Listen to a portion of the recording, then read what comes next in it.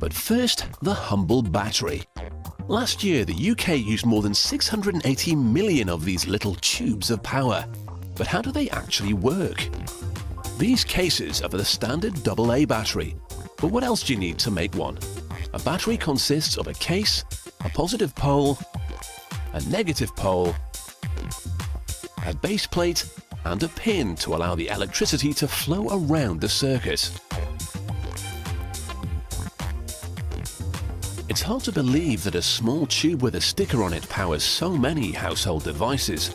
They're used in everything from remote controls to MP3 players. But have you ever wondered how they work? We've established batteries have a positive and negative pole. The negative pole is full of electrons which are all trying to escape. Electricity is the force used when they move from a negative pole to the positive one through an electrical circuit.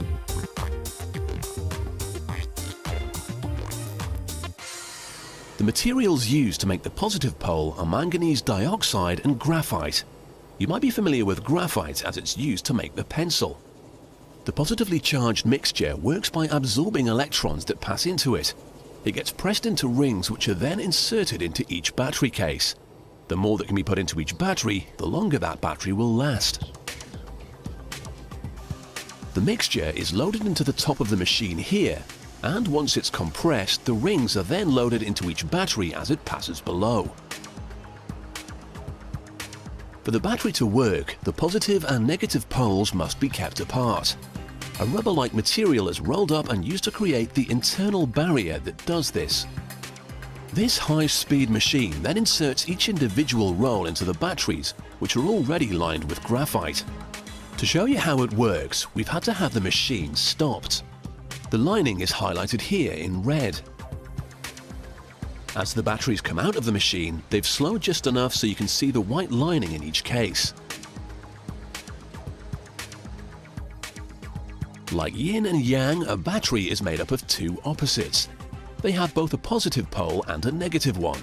We've got the positive. Now we need to make its opposite by combining zinc powder and a gelling agent.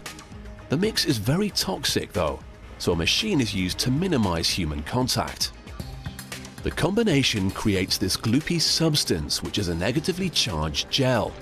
Once it's fully combined, this is added into the lining in the battery cases. We've now got the two sides to the battery, but to make them work, the electricity needs to get from one side to the other. If the electrons can't travel between the poles, the battery won't power your remote. So to get round this problem, the clever guys at the battery factory have come up with a solution. That's where these base plates come in. Although it's normally used for the road surface, each plate is loaded with a squirt of bitumen. It makes an excellent glue. Brass pins are then introduced, and this is the secret to how the electrons can get out. They travel down through this pin and into your remote or any of the hundreds of devices that are powered by batteries today. You can now use them to help you switch channels, light up your torch, or power your MP3 player. When their job is done, they'll head back through the wires into the positive pole in the battery.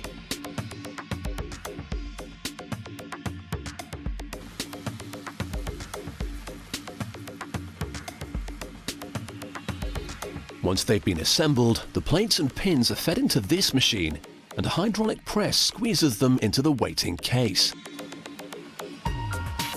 They're now complete, although at this stage they don't look like the batteries you would recognize. Before they receive their trademark stickers, they're all tested.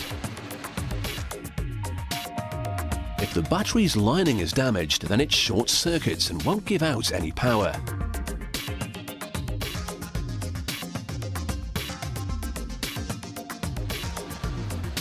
This machine tests each one and removes any of the faulty ones, so you're not left frustrated and powerless.